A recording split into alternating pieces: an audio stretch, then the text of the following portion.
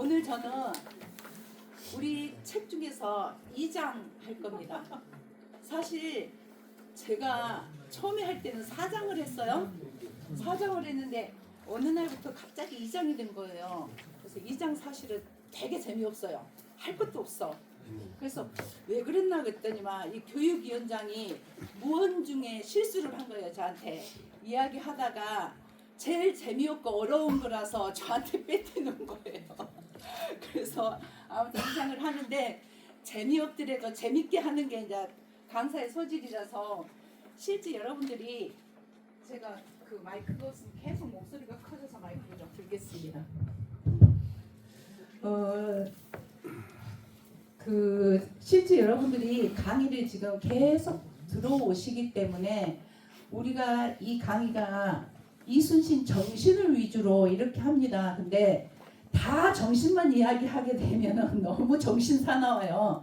그래서 우리가 정신을 이야기하더라도 실질적으로 우리가 기본적으로 이순신 바탕이라든지 이거는 좀 알고 가야 될 것 같아서 저는 정신은 다른 분들이 워낙 잘 하시니까 그냥 그 우리 지역을 중심으로 해서 2장에서 보이는 이런 것들로 강의를 하겠습니다. 근데 우리 강의를 하면서 지금 1시간은 토론을 하고 1시간은 강의를 하는 거예요. 그러면 오늘 토론 준비는 어느 분이 하시는 건가요? 발표 준비? 예정 없습니다. 저별로 돌아가면서 한 명씩 하시더라고요. 오늘 어느 분이세요? 그러면 준비하신 분? 없어요? 그 이게 실제 강사가 강의를 하고 D시간 1시간을 토론을 하라는데 이건 조금 잘못된 것 같아요. 아니 학생이 먼저 이야기를 발표를 하고 강사가 이것을 뭐 그것을 또 보완하든지 뭐 이런 식으로 할 건데 강사가 먼저 강의하고 학생이 토론한다 그래서 오늘 토론이 계획되어 있으면 먼저 토론을 듣고 제가 강의를 하면 좋을 것 같아서요. 2조에서 준비를 많이 하셨습니다. 2조 오늘 그럼 발표하실 분은 안 계신가요? 공부를 안 했습니다. 실제 이 강의를 시작하면서 서로 공부하는 분위기를 만들기 위해서 그거 토론을 하고 뭐 발표를 하고 이렇게 하라고 그러는데 우리가 그냥 공부하러 갔는데 그거 발표하라고 하면 되게 가슴 떨려요. 그래서 좀 그 발표하라 그런 날은 안 나갈까 이런 생각도 하게 되는데 그러면은 오늘 발표가 없는 걸로 하고 제가 2시간을 하는 걸로 할까요 그럼? 예. 그렇게 하겠습니다. 그러면은 그리고 이제 제가 준비는 많이 했는데 이것을 전부 다 하지는 않을 겁니다. 저는 그 지금까지 강의를 하면서 가장 철칙으로 지키는 거는 강의는 못해도 가장 명강사의 조건 5분 늦게 시작하고 5분 빨리 끝내주는 거 이 요건만큼은 갖추려고 노력을 하는 사람입니다. 그래서 하다가 시간이 되면 끝내는 걸로 하겠습니다. 그래서 일단 제 프로필도 보여드려야 되겠죠.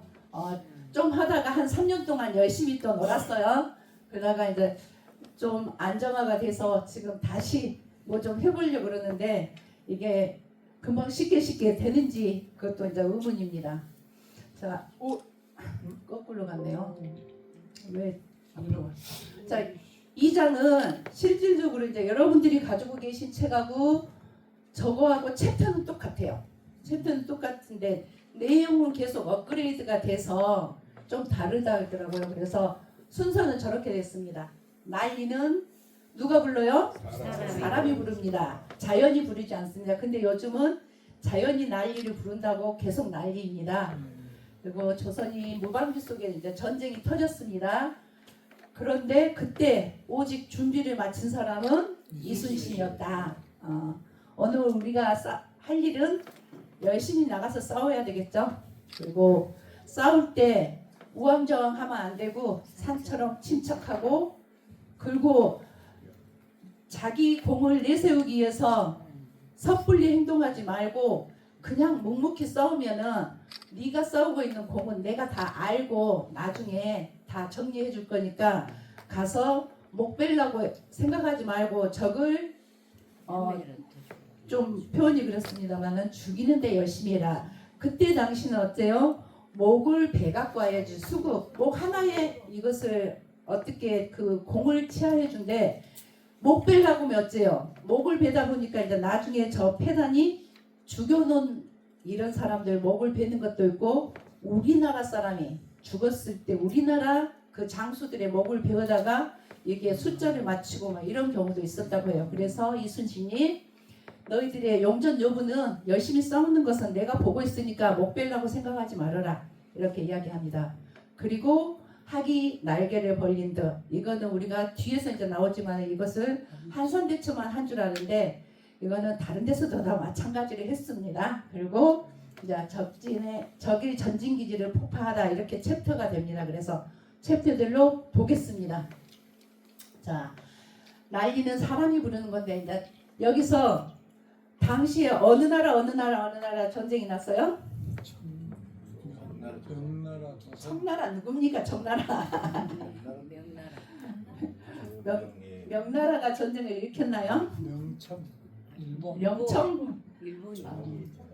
일단 명나라하고 우리나라하고 일본하고 이렇게 전쟁은 치르게 되죠. 근데 이제 그때 당시에 이 삼국의 정세는 어쩌는지 이것을 먼저 한번 보고 가겠습니다. 이 삼국의 정세 중에서 명나라가 어찌됐건 간에 가장 이제 큰 나라였으니까 명나라 같은 경우는 정치적 혼란으로 황제의 권위가 쇠약해졌다고 그럽니다.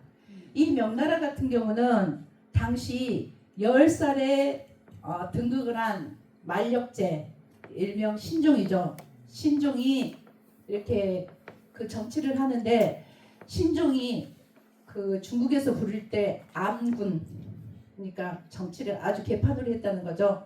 암군 뭐 이런 이야기를 하는데 이분이 처음부터 정치를 그렇게 그 개판으로 한 건 아니에요. 처음에는 굉장히 열심히 했습니다. 그래서 부흥기를 맞았는데 그때 당시는 열심히 할 때는 본인은 그냥 10살로 하고 우에서 그의 스승이었던 갑자기 이분 이름이 자꾸만 생각 안 나요. 그래서 제가 컨닝하려고 적어왔어요. 이름이 장거정 우리가 많이 들었던 장거정 있죠. 장거정이 얼마나 혹독하게 신종을 교육을 시켰는지 막 왕을 거의 막 그 요즘으로 말하면 린치 뭐 아니면 이런 식까지 했다고 그래요. 그래서 왕이 잘못하면 막 책을 읽는데 요즘으로 진짜 뭐 천자문도 읽었고 했겠죠. 근데 이것을 달달달달 애우면 아무 말도 안 하는데 이것을 읽다가 버벅거리거나 그러면 그렇게 호되게 뭐라 했다요. 그리고 이분이 처음에 열심히 하면서 국정의 기틀도 잡고 했어요. 그래서 나중에 신종이 그래요. 이분이 그 집을 짓는데 돈이 없는 거예요. 돈이 없을 거라 얼마나 청백리고 결백한지 나라만 생각하는지 이거 집 지을 돈도 없을 것이다 하고 이제 정확한 금액은 생각이 안 나는데 1,000냥 정도를 줬어요. 1,000냥 정도를 주고 집을 지으라 그러는데 나중에 알고 봤더니 이분이 왕의 계좌에서 10,000년 정도 빼갖고 가서 집을 지은 거예요. 그리고 이분이 돌아가셨을 때 제사 비용이 없을 것이다 그러고 한 10,000냥 정도를 줬어요. 제사를 지내라고. 그리고 국장으로 치러라. 돈이 없어서 얼마나 청백리로 살았으니까 제사 지낼 그런 돈도 없을 것이다. 그리고 이렇게 다 줬는데 나중에 알고 봤더니 전국에 엄청난 땅을 가지고 있고 그렇게 부자인 거예요. 그러니까 그때부터 신종이 뺑 돈 거예요. 그래서 이제 정치를 안 하게 됩니다. 그래서 그때부터 이제 거의 정치를 안 하고 여기 처박혀 있으면서 이제 나라를 안 돌보는 거죠. 그러다 보니까 이제 거기 청나라 우리가 말하는 후금이 이제 서서히 힘을 키우면서 이렇게 나타나고 그리고 환관들이 계속 정치를 하고 과거 급제했던 이 지방 향리들이 또 뭔가를 조직해서 막 이러면서 정치가 완전히 혼란에 빠지게 됩니다. 그래서 나라는 완전히 이제 점점 그 혼란에 빠지게 되는데 그럴 즈음에 어때요? 임진왜란이 일어납니다.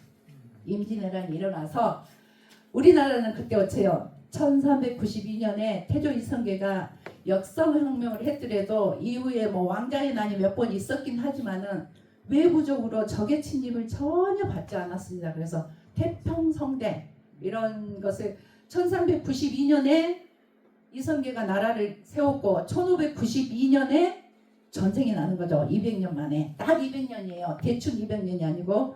그래서 이렇게 조선은 전혀 대비를 안 한 상태에서 전쟁이 납니다. 전쟁이 났는데 뒤에 조선 이야기는 다시 나오니까 이야기하겠습니다.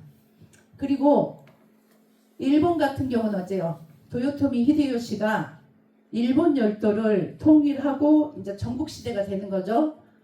그런데 도요토미 히데요시 같은 경우는 천민 출신이에요.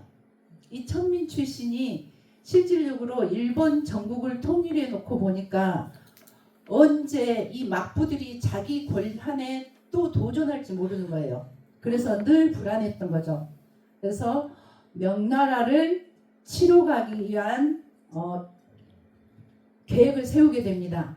실질적으로 우리가 여기서 도요토미 히데요시가 단순히 명나라를 치러 간 걸로 이렇게 생각하는데 우리가 세계적으로도 이순신을 그렇게 추앙하는 이유 중에 하나가 1592년이면 16세기입니다. 16세기 유럽에서 무슨 일이 일어난 줄 아십니까?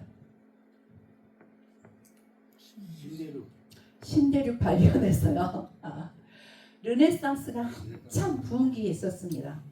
근데 이 도요토미 히데요시는 명나라를 단순히 치는 게 아니고 명을 먹게 되면은 인도를 점령하고 인도를 점령했으면 하게 되면은 유럽을 쉽게 점령할 걸로 이렇게 생각을 합니다. 그래서 실질적으로 세계 정복의 야욕을 꿈꾸는 거죠. 그래서 이 도요토미 히데요시가 이제 막부들이 또 언제 또 자기한테 이렇게 다시 그 권력을 행사할지 모르니까 그런 막부들의 힘도 분산시키고 이러기 위해서 우리나라한테다가 당시에 그 조선 임금님한테 나한테 와서 지금 그 좀 애를 갖춰라 하라 이랬는데 당시에 이 일본의 이런 그 연락이나 이런 것들을 누가 했냐 그러면 대마도주가 있습니다. 대마도 같은 경우는 옛날에 우리 땅이라고 하죠. 언제부턴가 이게 다시 일본 땅으로 갔는데 이 대마도가 일본 땅으로 된 계기는 샌프란시스코 조약 때문입니다. 우리가 샌프란시스코 조약에서 막 독도가 우리 땅이라고 우기는 거, 우리 자기네 땅이라고 우기는 거 이거 같은 경우는 우리가 사실 역사 같은 경우는 이면을 들여다보면 굉장히 재밌습니다. 이 샌프란시스코 조약 같은 경우는 일본이 이제 항복을 하게 되는 계기가 되는 그런 조약이고 그러면서 이제 연합군이 이 일본하고 협약을 하게 되는 거죠. 연합군이 협약을 하는데 그 중에 이제 몇 군데는 빠지게 됩니다. 그래서 52개국 중에서 48개국이 이렇게 협약을 하는데 우리가 대통령이 어디 가서 조약식 하면 어때요? 조약식 딱 폼 잡고 가서 사인만 하죠. 그러면 이것이 조약의 내용이 다 들었을까요? 이 조약을 하게 되면은 먼저 담당자들이 가서 우리 이렇게 하자고 합의를 다 합니다. 그 사전 합의를 했기 때문에 이 합의서가 굉장히 중요해요. 근데 이 합의서가 1차, 2차, 3차, 4차 이렇게 다 하게 되는데 5차까지 합의서에서 이 5차 합의서에서 연합군이 이거 그 일본이 1894년 이전에 자기네 땅으로 가진 것은 전부 다 다시 조선에 돌려주는 일인 그 협약을 합의를 합니다. 이 합의서에 일본이 우리나라에 돌려줘야 될 땅은 한반도와 그 부속 도서인 제주도, 거문도, 울릉도, 독도를 돌려줘야 된다고 명확히 합의를 합니다. 5차 합의서에. 그런데 미국이 보니까 아니 러시아가 이렇게 그 러일 전쟁을 승리를 이끌고 이런 게 독도에다 지중 케이블 깔고 이런 상황에서 이게 러시아가 이겼는데 지금 한국은 전쟁 샌프란시스코 조약이 그 조인될 그 즈음에 한국 전쟁 중이에요. 그래서 만약에 이게 한국이 지면은 우리가 독도를 빼앗기겠네. 그리고 미국이 살짝 몰래 다시 6차에서 이 독도를 빼버립니다. 빼버리니까 신사의 나라 영국이 열받아본 거예요. 아니 너그 쓰잘데기 없는 뭐야? 그리고 다시 7차에서 다시 돌려줘야 될 땅을 그 합의를 하게 되는데 이 합의서에서 다시 돌려줘야 될 땅에 한반도와 그 부속 도서로 한다 해놓고 규모가 적은 것은 뺀다고 이렇게 했어요. 그러다 보니까 독도가 규모가 워낙 적다 보니까 독도를 뺀 거예요. 그리고 한반도와 그 부속 도서니까 우리는 그때 당시 당연히 뭐 독도도 들어오는 걸로. 근데 일본은 이제 이거 갖고 독도가 자기네 땅이라고 지금까지 우기는 거예요. 그래서 아무튼 지금은 그거 이야기하는 시간이 아니고 아무튼 당시에 이런 무슨 그 심부름을 할 때 대마도주가 이런 역할을 다 합니다. 근데 일본 도요토미 히데요시가 아니 누구 조선 너희들 여기 와서 일본에다가 애를 갖추고 어찌 하라 그러는데 그런다 해서 우리가 할 것 같지를 않잖아요. 그러니까 대마도주가 그냥 통신사를 좀 그 파견해 주라고 이렇게 합니다. 그러니까 통신사가 오니까 이 도요토미 히데요시는 어째요? 아 조선이 그 애를 치르러 온 걸요 이렇게 한 거예요. 그러니까 도요토미 히데요시가 어째요? 정명향도 우리가 이런 말 많이 들었어요. 그래 우리가 명나라를 치러 갈 거니까 이거 길잡이라는 뜻이 향도는 조선 너희들은 길잡이를 해주라 이렇게 하고 대마도주한테다가 조선 임금한테 주라고 합니다. 그러니까 어째요? 대마도주가 아무리 봐도 길잡이를 하라는 것은 조금 말이 좀 그렇다. 그래서 이거를 그대로 전달을 안 합니다. 조선에다가 그러니까 대마도주인 소요시토시는 대마도를 우리나라 송씨들이 가장 먼저 가서 대마도에 정착을 합니다. 이 송씨들이 일본 성으로 바뀌면서 소씨로 바뀝니다. 그리고 일본에서 부를 때는 종이라 그럽니다. 그래서 대마도주 소요시토시는 송요시토시가 되는데 이 사람을 종이지라고 이렇게 부릅니다. 그래서 이 종이지하고 그 다음에 고니시 유키나가 마지막에 이 순천 외성에 있다가 도망간 이 사람이 그리고 그때 당시에 이 통신사 역할을 번역 역할을 열심히 했던 스님 겐소 이런 사람들이 조선 왕한테다가 길잡이라고 이렇게 말하면 아무래도 조선 왕이 가만히 있을 것 같지 않은 거예요. 그러니까 어째요? 이것을 딱 바꿉니다. 스시마 번주가 정명가도 명나라로 갈 거니까 길을 좀 비켜달라. 이렇게 우리나라에 이제 길잡이 여 밑에 정명가도는 길을 좀 비켜달라 이런 뜻이에요. 그래서 좀 갈 수 있게 가능하게 해달라 그러니까 어쩌요? 아니 명나라하고 누구하고 싸우는데 왜 우리 땅을 밟고 가? 안 돼 하고 우리는 막아서게 되죠. 그러면서 이제 임진왜란이 일어나게 됩니다. 이런 임진왜란이 일어나게 되는데 이때 우리가 이제 뒤에 가서 이야기하겠습니다. 여기서 다 이야기해버리면 안 되겠네요. 이제 그래서 전쟁이 이제 시작됩니다. 통신사를 보내게 되죠. 누구예요? 풍신수기. 황룡기. 풍신수기 선물 들어갑니다. 선물 드리겠습니다. 감사합니다. 풍신수기 히데요시 네, 선물 드리겠습니다. 히데요시 말 안 해도 다 아는데 그러면. 말 안 해도 말하지 않은 것은 감사합니다. 오구나 같습니다.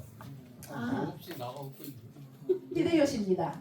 도요토미 히데요시 어떻게 보이시나요? 원숭이처럼 보입니다. 원숭이처럼 보인다. 선물 드리겠습니다. 원숭이처럼 보인다. 근데 눈은 깜짝거리시는데. 아 눈은 반짝거린다. 선물 드리겠습니다. 눈은 굉장히 바짝거리고. 눈은 반짝거린다. 책에 나오는 또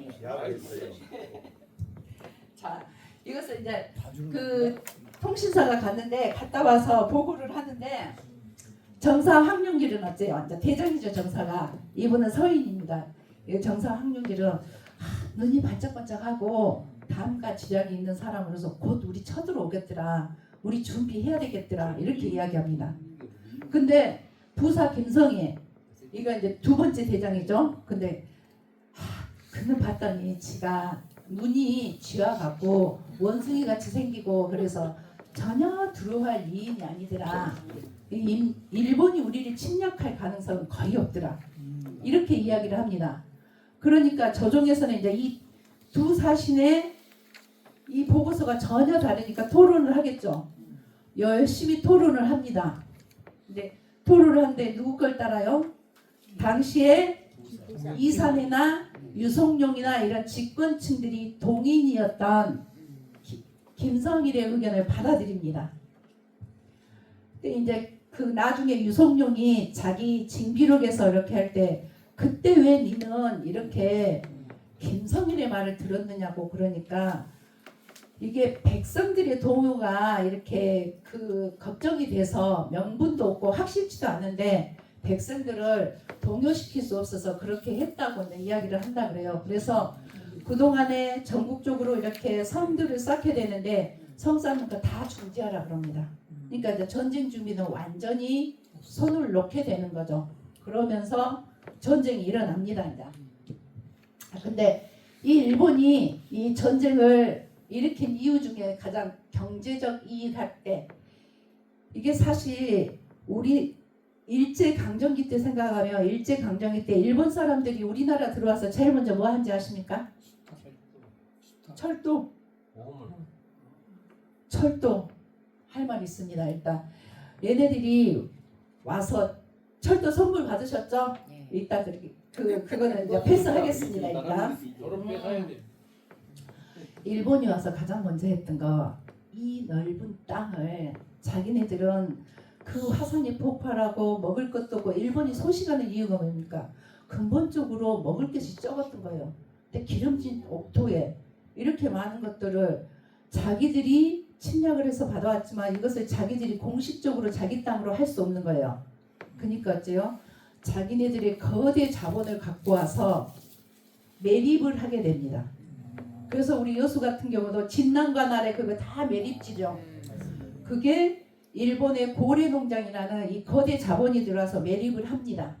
매립을 하고 우리 여수에서 반듯반듯하게 돼 있는 이런 데는 다 일제강점기 때 매립된 거예요. 대표적으로 어디예요?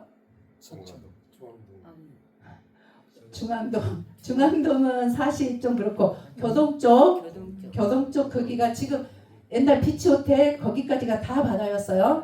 거기도 있고 그 다음에 또 국동은 좀 시기가 다릅니다. 합동. 지금 보면 소라, 대포들 이것도 일제 강점기 때 되고 그 다음에 저기 YWCA 그거 저기 있는데 거기 뭐죠? 관깃들도 전부 다 일제 강점기 때 매립이 됩니다. 그 관깃들에 이렇게 쭉 가다 보면 가다가 좌측에 지금 전기 회사가 돼 있는 빨간 건물 있어요. 예, 지금도 남아 있는데 지금은 전기 회사가 들어왔어요. 그 회사 사무실이 고래농장 사무실이었어요. 그래서 거기 보면은 우리가 보면 수로 같은 것도 막 시멘트로 이렇게 있는 게 다 일제 강점기 때 이렇게 만들어집니다. 그래서 이제 거기를 매립을 해놓고 어때요? 당시 우리나라는 소장농이 아직도 있고 막 이랬는데 그 소장농들 지주들이 소장농들한테 줄 때 지주가 70하면은 소장농이 30% 정도 합니다. 그러니까 농사지면 지주가 거의 갖고 가고 소장농 40이에요. 그러니까 맨날 소장농들이 죽겠다 그러죠. 근데 이제 매립을 딱 해놓고 나니까 일본 얘네들이 어째요? 우리 너그가 70 가져가 우리 30만 할게 이렇게 한 거예요.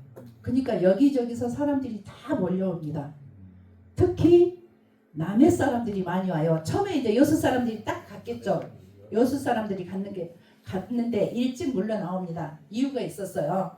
그러니까 이제 남해 사람들 이런 사람들이 많이 왔어요. 와서 어째요? 70 준다니까 이제 고향 버리고 온 거예요.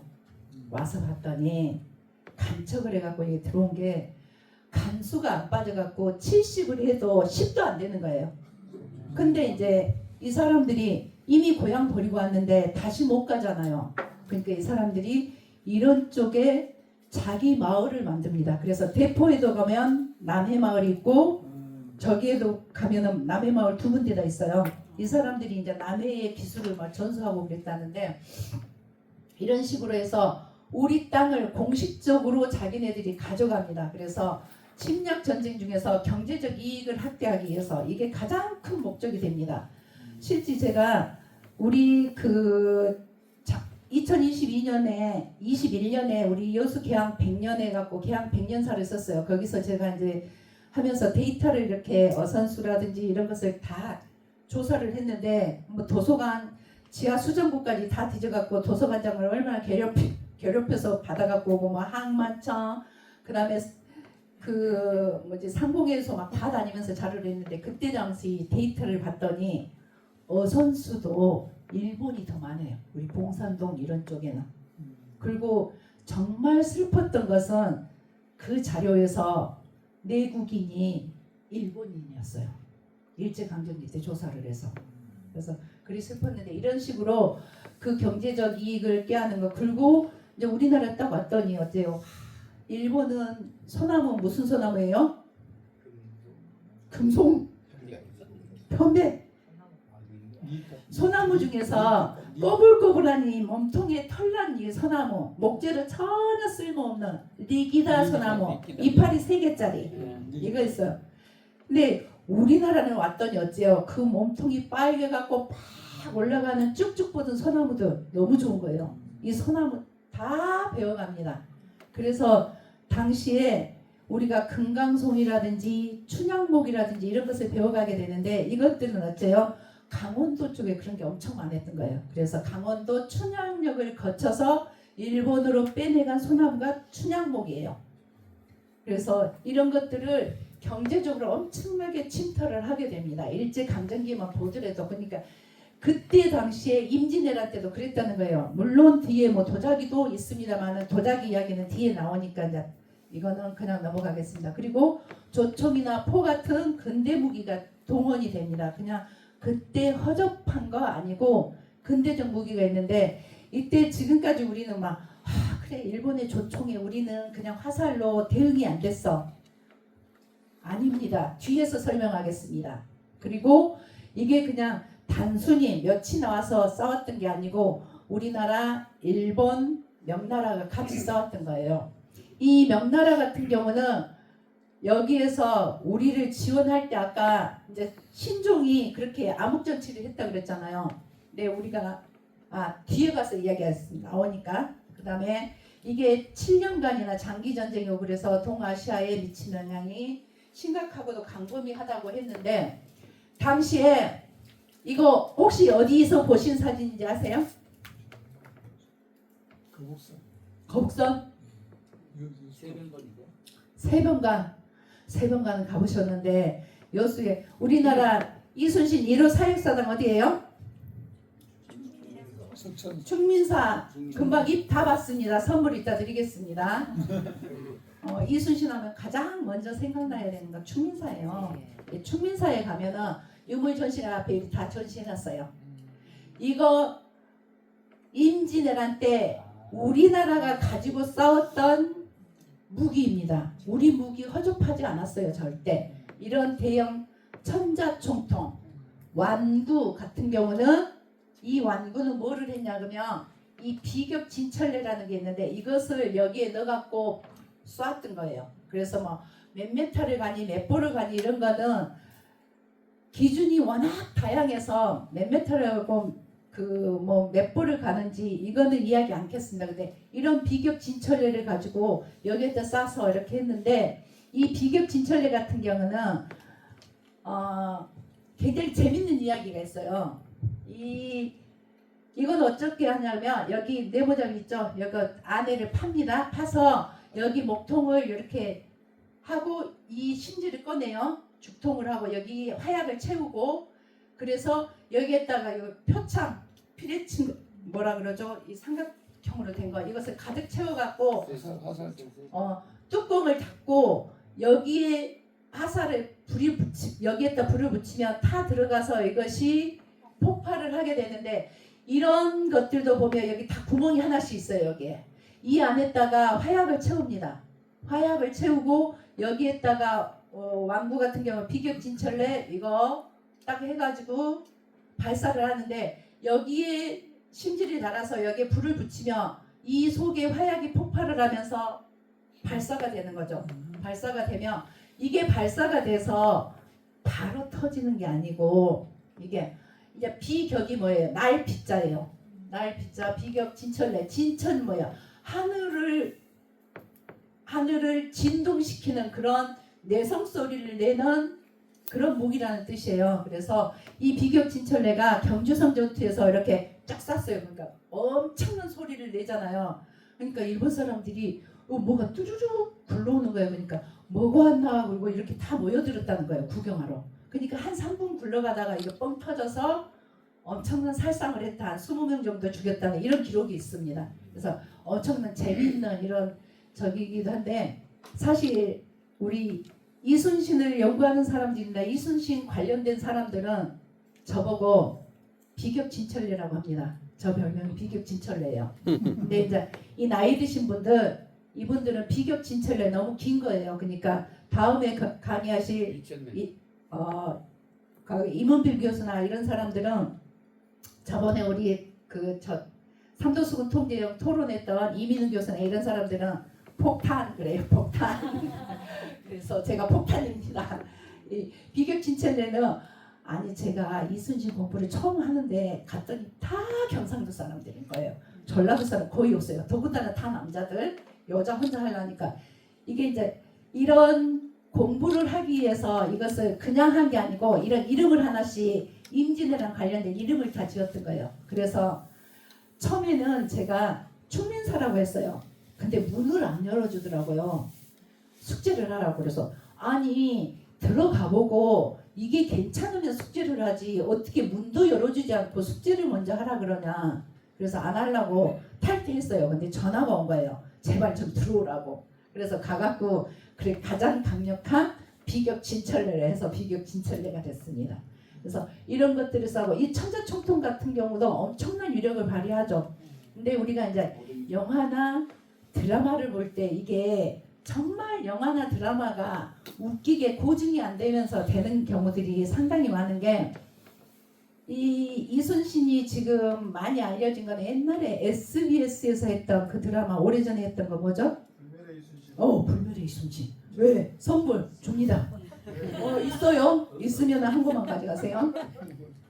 이 불멸의 이순신에서 어떻게 하면 처음에 막 그 우리나라 수군들이 훈련을 하는데 이 비격진철래를 둘이서 들고 유격 훈련을 하는 게 나옵니다. 근데 이 비격진철래가 하나에 한 300근 정도 됩니다.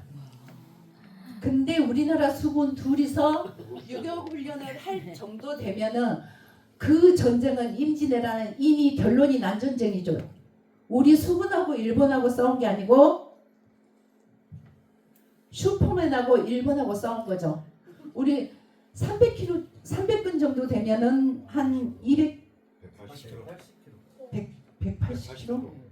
아니 300km 죄송합니다. 300분이 아니라 300km예요.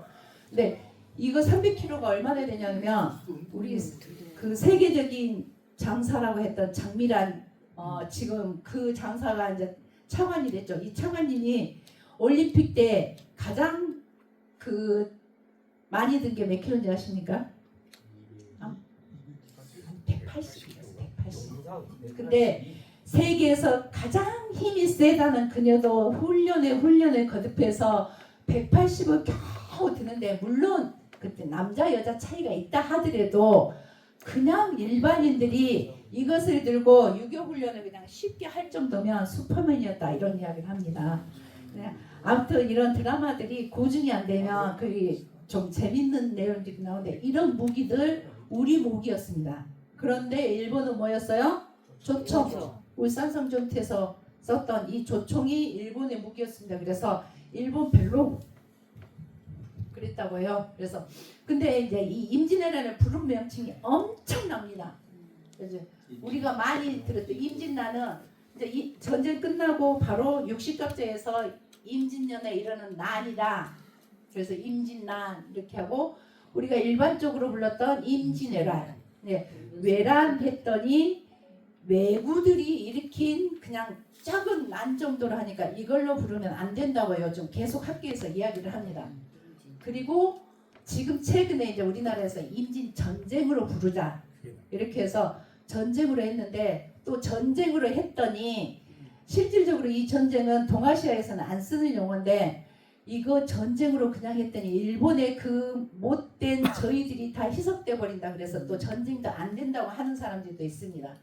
그래서 이것이 가장 큰 목적은 도자기 전쟁이었다. 그래서 우리의 도공들을 엄청나게 일본으로 데리고 가죠. 그래서 심수관 같은 경우도 실제 우리나라 사람의 후손이 이렇게 도자기를 만들어서 일본 최고의 국보급 도자기를 만드는 사람들이죠.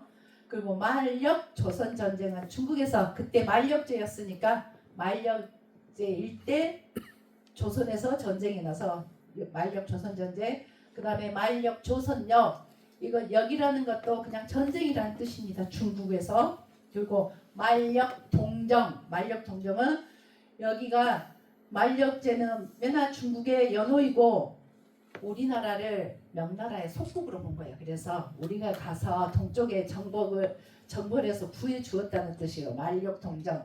항의 원조.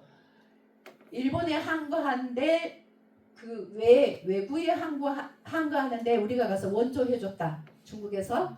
그 다음에 항의 원조 전형 막 이런 이야기. 임진 조국 전쟁. 북한에서 임진년에 조국을 구하는 전쟁이었다. 일본은 조선 침략, 이건 이제 서구에서 부릅니다. 이거 같은 경우는 영어로 자페니스 인베이전 오브 코리아 해가지고 이 일본의 조선 침략이라고 해서 이제 이것 때문에 실질적으로 임진 전쟁이라는 이런 용어를 쓰자고 하게 됩니다. 그리고 일본에서는 죽은 애들, 이제 이것도 죽은 애들 그거예요. 그 가라포진 같은 경우도 죽은 애들 연호입니다. 조선 진, 이것도 맨날 진도 뭐 진은 그러니까 우리가 가서 그냥 우리 군대가 가서 진치고 있었어 뭐 이런 정도. 분노쿠나 게이초 이런 것도 전부 다 작은 애들 연호예요. 그리고 분노쿠 원정, 그다음에 조선 정벌 죽은 애들이 이제 가서 이거 같은 경우는 좀 양심적인 것 같죠. 그래도 죽은 애들이 가서 뭐 침략했다는 이런 뜻이 있는데 그 정하 히데요시 조선 총량 이런 이야기들을 일본에서 쓰고 그리고 이제 어떤 사람이 7년 전쟁이라고 하자 이런데 7년 전쟁 어때요? 서구에서 7년 전쟁이 있게 됩니다. 그래서 이 7년 전쟁은 혼돈을 일으키니까 쓰지 말자 그랬더니 요즘은 동아시아 전쟁이라고 하자. 국제전이었으니까 이런 이야기도 하고 그 다음에 또 그 조일 전쟁이라고 하자 이런 이야기도 있고 이 전쟁을 쓰는 용어가 굉장히 다양합니다. 이게 임진왜란을. 그래서 여러분들도 어떤 용어가 가장 어울릴지 문제점은 뭔지 일본의 그 못된 저희를 다 포함하면서도 이것을 확실히 드러낼 수 있는 이런 명칭이 뭔지 한번 고민을 해 주십시오. 자, 여기서 임진왜란 당시 우리나라 상황 좀 틀린 거 중간에 이제 퀴즈 한번 나가겠습니다. 자, 뭡니까? 1번. 일본군은 조총으로 무장하고 조선을 침략하였어. 한성을 공격하였지만 선조와 신하들은 끝까지 지켜내었어. 4번. 4번 선물 나갑니다. 이따가. 네, 어때요? 이 선조 같은 경우는 도망을 가게 되죠. 그래서 이제 임진왜란 초기 모습입니다. 초기는 일본군은 조총을 무장해서 7.1척을 부산 앞바다에 침략을 하게 됩니다. 그리고 동래성이 함락되고 한양은 보니까 한양 함락은 4월 13일 날 하는데 5월 3일 날 그러니까 거의 20일 만에 한양까지 함락이 됩니다. 그래서 평안도 함경도 침략을 하는데 한양이 점령 후에 함락이 되니까 어때요? 의주까지 몽진이 같은 선조가 이제 어찌까 두만 강가에 가서 어째요? 이 다리만 넘어가면 망명이 되고 안 넘어가면 이제 되는데 어찌 다리 넘어가면 이제 우리나라 없어지는 거예요. 그러니까 신하들이 아니되옵니다. 넘어가서는 아니되옵니다. 얼마나 외쳤겠어요. 그러니까 갈까 말까 하다가 안 넘어간 거예요. 그 대신 이제 이 그 명나라에다가 명군 요청을 하게 되는 거죠. 명군 요청을 하게 되는데 이 명나라는 그때 어쨌다 그랬어요? 혼란기였다 그랬죠. 혼란기였는데 이 홍순연이라는 역관을 가지고 이제 명나라에 가서 명나라 신종한테 우리를 지원해 주라고 요청을 하러 갑니다. 근데 이 신종이 장거정이 죽은 이후로 거의 신하들도 얼굴을 못 본 거예요. 근데 이제 이렇게 가서 요청을 하니까 뭐 우리나라도 지금 안 보는데 내가 누구나를 봐주겠어. 그리고 안 만나줍니다. 안 만나주고 이제 이렇게 하니까 역관이 홍순원이 역관으로 갔는데 이 역관들이 가니까 이제 가서 그 사신이잖아요. 그러니까 이제 기생들 하다가 이렇게 열심히 또 대접은 해줍니다. 근데 이 홍순원이 기생집에 갔는데 그 중에 한 기생이 그 대갓집에서 이렇게 누명을 쓰고 저기 해갖고 노비로 팔려온 거예요. 그러니까 홍순원이 자기가 가지고 간 돈을 다 가지고 그 사람을 빼냅니다. 기방에서. 그래가지고 이 홍순원이 이 기방에서 빼낸 그 저기를 석성에 애첩으로 보냅니다. 그래가지고 나중에 그 애첩이 이 조선에 그 지원을 하자는 것을 석성한테 엄청 많이 뭐 그리 로비를 했다는 이런 이야기가 있습니다. 근데 이제 어째 명나라 같은 경우는 자기네들도 지금 내분으로 복잡하고 이러는데 조선은 와서 도와주라 그러니까 그냥 명나라 신종이 들어오니까 콧방귀도 안 킵니다. 안 끼고 그냥 냅둬 부리는데 그날 저녁에 잠을 잤어요. 잠을 잤는데 꿈에 갑자기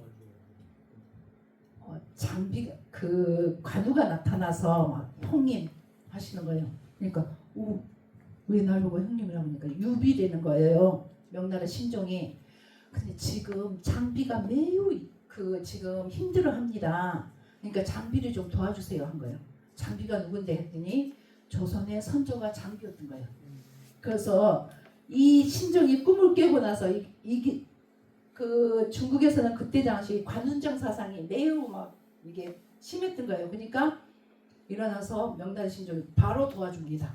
그래서 뭐 은전도 보내주고 그 다음에 군사도 파견하고 이러다가 조선에 갔더니 조선이 먹고 살기 힘든다더라. 그러니까 20만 석 정도 곡식도 보내주고 그러면서 이제 그 뒤에도 또 정유재란 때도 또 보내주죠. 그러니까 중국에서는 이 신종 같은 경우는 조 크로스라고 이렇게 이야기한대요. 조 크로스 뭐일 것 같아요? 산타 크로스인데 조선을 도와주는 크로스다 그래서 조 크로스 이렇게 이야기를 한다고 해요. 그래서 명나라가 우리를 많이 도와주는데 이제 이거는 그 야설이고 실질적으로 명나라가 우리를 도왔던 것은 어째요? 주구를 치러 온다는데 지그 나라도 지금 복잡한데 지그 땅에서 전쟁을 하면 어째요? 복잡하니까 가만히 있어봐. 우리가 도와줄 거니까 누구 땅에서 좀 싸워.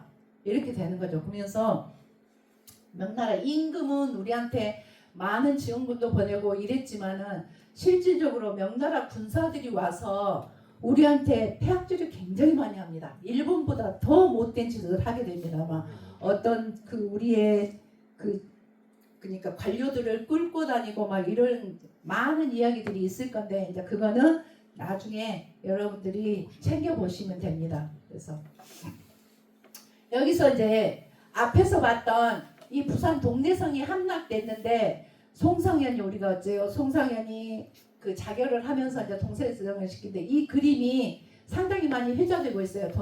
동래구 순줄도라는 그림인데 이것도 뭐 부산성 뭐 어쩐 거 전쟁 그림들이 상당히 많은데 이 동래성 순줄도 같은 경우는 한 그림에다가 전쟁의 내용을 다 적은 거예요. 그래서 이 숫자를 보면은 이게 어떤 내용인지 다 나옵니다. 이게 사실 임진왜란 당시 때 이것을 그린 것은 아니고 나중에 1709년에 숙종 때 그립니다. 근데 이것도 또 원본이 없고 이 1709년에 그린 것을 다시 그 베껴 그린 거예요. 지금 현재 있는 거는. 그래서 이것이 지금은 육군 박물관에 있는데 이 그림을 보면 어떤 내용이냐면 이 지형을 전체적으로 한번 보십시오. 그래서 1번부터 한번 봐보겠습니다. 이 1번은 뭐냐? 이각 경사자병사 이각은 이제 그 와서 송상현이 좀 도와주라고 하니까 그래 내가 바깥에 나가서 협공을 할 거니까 네 여기서 싸워. 그리고 나가갖고는 도망을 가버립니다. 그러면서 이 이각 같은 경우는 여기서 도망가고 나중에 또 경주선 전투에서도 또 도망을 갑니다. 그러다가 이후에 한성이 함락된 이후에 도원수 김명원 진중으로 또 도망을 가요. 그러니까 김명원이 잡아서 참수형을 시켜버립니다. 그래서 이때 밀양부사 박진도 이각이 도망가라니까 도망을 가는데 울산구수 이어남은 남게 됩니다. 그리고 동문 쪽에서는 일본이 이렇게 막 쳐들어오는 것을 그대로 표시해놨습니다. 그때 이각은 가버렸지만 이 사람들을 나면서 송상현이 이제 동문은 누가 지키고 서문은 누가 지키고 북문은 이렇게 지키라고 이야기를 합니다. 그래서 이것을 하는데 아까 이 산 위에서 보면 이게 다 보이잖아요. 이렇게 해서 이 부산 동대성 같은 경우는 위에서 봤을 때 전부 다 잘 보이는 조망이 되는 그런 곳이었는데 여기서 그나마 이어남 같은 경우는 도망가지는 않았어요. 근데 나중에 일본군이 들어오니까 어때요? 손을 번쩍 들면서 그냥 항복해버린 거예요. 자, 그리고 이제 부사 송상현은 안 되니까 옷을 갈아입고 북청 사배하고 이렇게 자결을 하게 됩니다. 근데 우리가 지금까지 그래 송상현 자결해서 정말 충신이야 이런데 저 같으면 한 놈이라도 죽이고 죽어야지 왜 자결을 합니까? 그래서 이거는 좀 아닌 것 같아요. 우리가 시대가 변천되면서 그 뭐라 그럴까 우리가 진리 중에 진리는 뭔지 아십니까 혹시? 진리는 변한다가 진리 중에 진리입니다. 그 중에 가장 대표적인 우리가 어렸을 때였죠. 흥부널부전 이렇게 봤을 때 아유 흥부는 너무 착하고 어찌고 널부 그 나쁜 놈 동생도 안 도와주고 근데 요즘 애들은 어떻게 이야기해요? 흥부 그 처자식도 못 먹여 살린 무능한 놈 널부 자기 자식들 자기 처자식을 먹여 살리는 이 능력 있는 사람 이렇게 시대가 변하면서 우리가 알고 있던 이런 내용하고 전혀 다르게 해석이 됩니다. 그래서 이 송상현 같은 경우도 자결했다고 정말 이 사람 멋진다는데 요즘은 그래 한 사람이라도 좀 죽이고 죽지 이런 이야기들이 있습니다. 그때 이제 송상현 옆에 여기 있던 이 사람이 누구냐 그러면 조영규라는 양산군수예요. 조씨입니다. 여기는 도망을 안 가고 전쟁의 상황을 보니까 아무래도 이제 살아갈 가망이 없는 거예요. 그래서 고향으로 돌아갑니다. 가서 자기 부모한테 하직 인사를 하고 군사를 끌고 다시 와요. 그래서 열심히 싸우다가 돌아가시게 됩니다.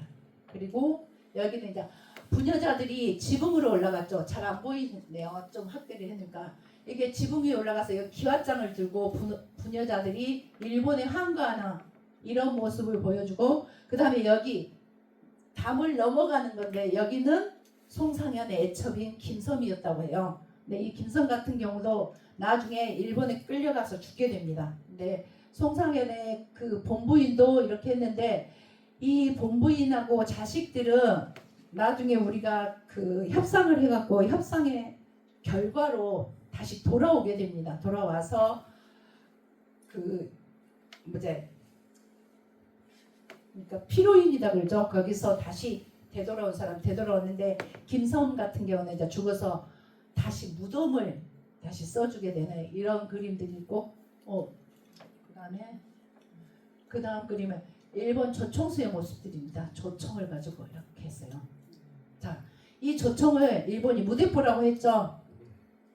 일본의 조총 때문에 우리가 졌다고 일본의 최신 무기라고 하는데 이 일본 같은 경우는 포르투갈 상인이 왔을 때 이 조총을 2개를 구하게 됩니다. 그때 당시에 이 조총 2개가 N만원 섬을 살 정도의 가격이었다 해요. 그래서 이것을 개조해갖고 일본이 전국을 통일하게 되는데 이제 수업을 좀 쉬어야 될 것 같아요. 수업하는데 하품하는 사람이 있으면은 강사의 자질의 문제가 됩니다. 근데 이거는 좀 끝내고 쉽시다. 자, 이 포르투갈 상인이 갖고 온 조총을 갖고 이제 개조를 해서 전국 통일을 하는데 이거 우리 안 줬냐? 우리 줬어요. 대마도주가 선물로 우리한테 갖다 줬는데 대마도주가 준 선물을 그냥 훈련하는 창고에 처박아 놓게 됩니다. 그래서 우리가 조총이 없었던 게 아닌데 그래서 이제 이 조총 때문에 우리가 졌다고 하는데 실질적으로 아까 봤던 비격 진철이라든지 천자총통, 지저총통, 현자총통 이런 엄청난 총통들 이런 것들이 있어서 우리 결코 이 조총이 무섭지는 않았어요. 사실 무혈입성이었어요. 이 일본이 동네에서 왔더니 다 도망가고 또 무조건 도보로 해서 사실 부산에서 서울까지 도보로 그냥 아무 저항 없이 걸어가면 20일 정도 걸린다 그러거든요. 그러니까 딱 20일 만에 이렇게 졌잖아요. 근데 이때 이제 이 조총을 갖다가 태포라예요. 태포. 근데 원래 조총은 중국말이에요. 중국의 상형 문자로 봐서 이게 이 총 자체가 새같이 생겼다 그래서 새조자를 써서 조총 그러는데 아니야. 이게 날아가는 새도 떨어뜨릴 수 있어. 그래서 조총 그랬다 한다는 이야기도 있습니다. 근데 이 조총 같은 경우는 50m 정도밖에 안 갔다 그러죠. 그리고 조준을 했을 때 이렇게 50m가 넘어가면은 잘 안 보였다 해요. 그래서 별로 위력을 발휘하지 않았다고 해요. 그럼에도 불구하고 이 일본 놈들이 어째요? 그 일본은 사실 우리가 하는 것은 안 따라하고 싶어요. 그래서 그리고 지그가 자꾸만 이겨먹으려고 중국도 안 따라하고 싶은 거예요. 조총이라 하니까 우리는 그냥 상형 문자 안 써. 우리는 뭘로 만들었는지가 굉장히 중요해요. 그래서 이거 철로 만들어서 철포라고 합니다. 철포. 그래서 철로 만들어놨다 그랬는데 이것을 일본 말로 하면 태포가 되는 겁니다. 태포가 되는데 일본이 와서 보니까 다 도망가고 없네. 그러니까 어째요? 조선진들 태포도 없이 써왔어. 무대뽀네 해서 무대뽀 정신이 여기서 나왔다고 해요. 아무튼 뭐 그것이 맞는 말인지 틀린 말인지 저도 모르겠습니다. 그리고 이제 여기서 일본이 어째요? 명나라로 가는 길을 좀 비켜달라 이렇게 하니까 송성현이 싸우거든 싸우고 싶지 않으면 길을 빌려달라고 이제 가도 가난 이렇게 이야기를 하니까 송산현이 어째요? 전사이 가도난 죽기는 쉬워도 절대 못 비켜주겠다 이렇게 하면서 이제 여기 정명가도, 정명항도, 인명가도 이런 이야기들이 이렇게 구분돼서 나옵니다. 자 여기까지 해서 일단 했는데 하품하시는 분이 계셨어요. 그래서 10분 쉬고 하겠습니다. 이런 준비를 마쳤나이다 했는데 전쟁이 이제 일어났어요. 전쟁이 며칠날 일어나요? 4월 13일 4월 12일 날 전쟁이 일어나고 4월 13일 날 사실 이순신은 전쟁이 일어났다는 것을 인지를 합니다. 누가 알려줘요? 경상우수사 원균하고 경상자수사 박홍이 공문으로 전쟁이 일어났으니까 도와주러 와라 했어요. 근데 이순신은 며칠 날 출전했어요? 5월 4일 5월 4일 그날이 무슨 날? 김남재 교환자 인구다. 맞습니다. 그거 물어봤어요. 그때 우리가 진남 첫 출전식이 그때는 이제 진남제라 그랬죠. 뒤에 나오니까 그걸 이따 설명하고 지금 여수 거북선 축제죠. 이게 첫 출전한 날을 기념해서 5월 4일 날 이렇게 그 축제를 합니다. 여수 계시니까 이거는 이제 아셔야 돼요.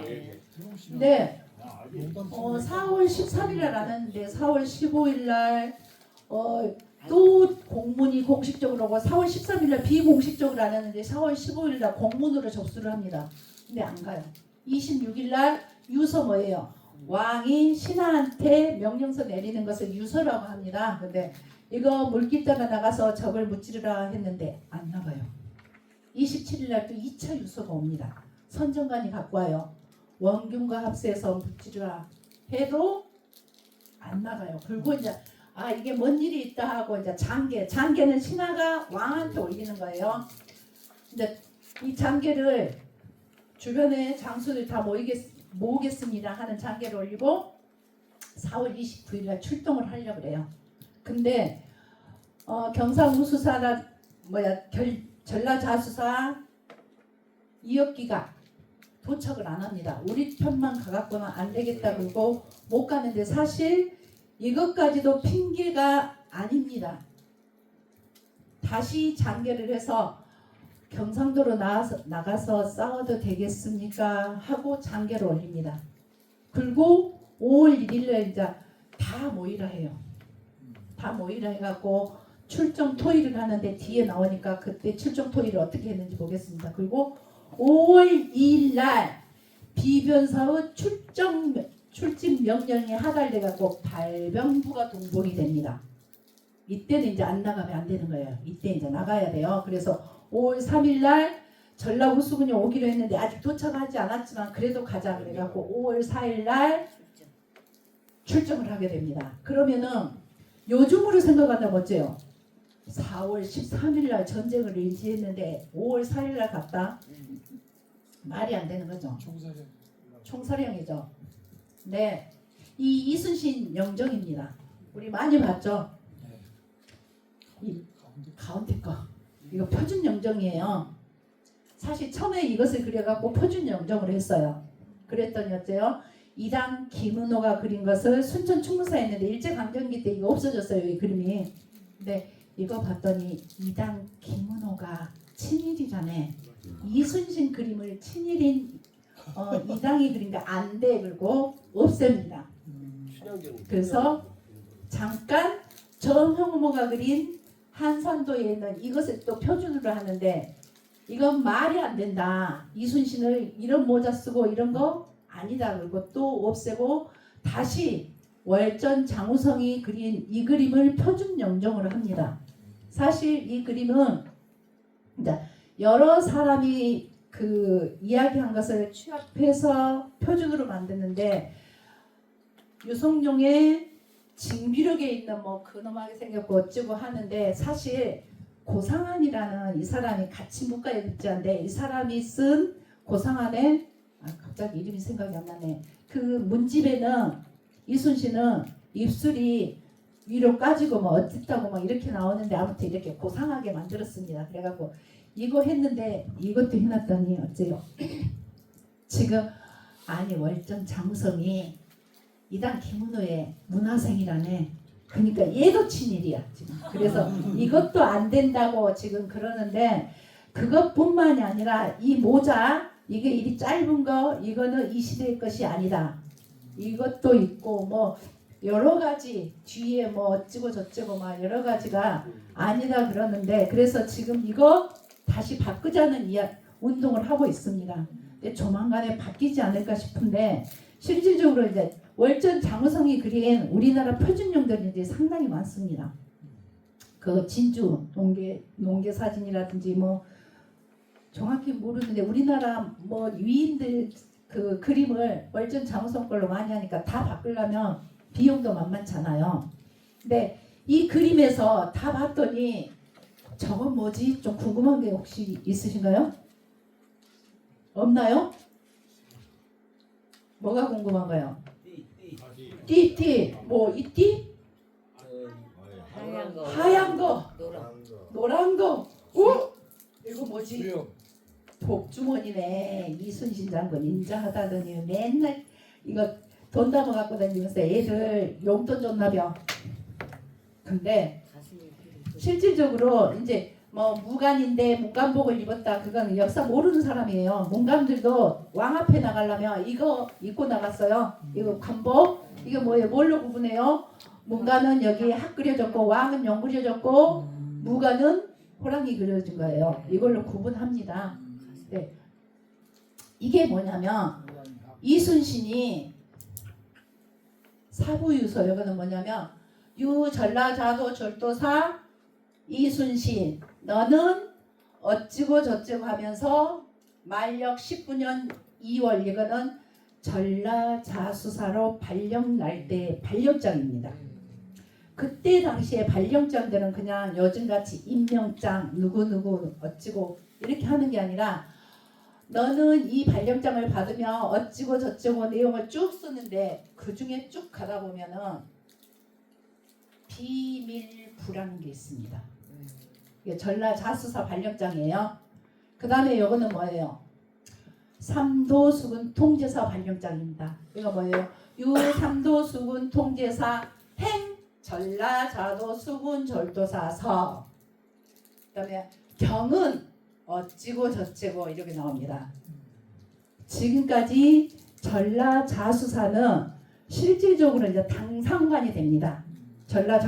정읍현감에서 이렇게 올 때 당상관이 되는데 당상관이라도 이제 그 중에서도 그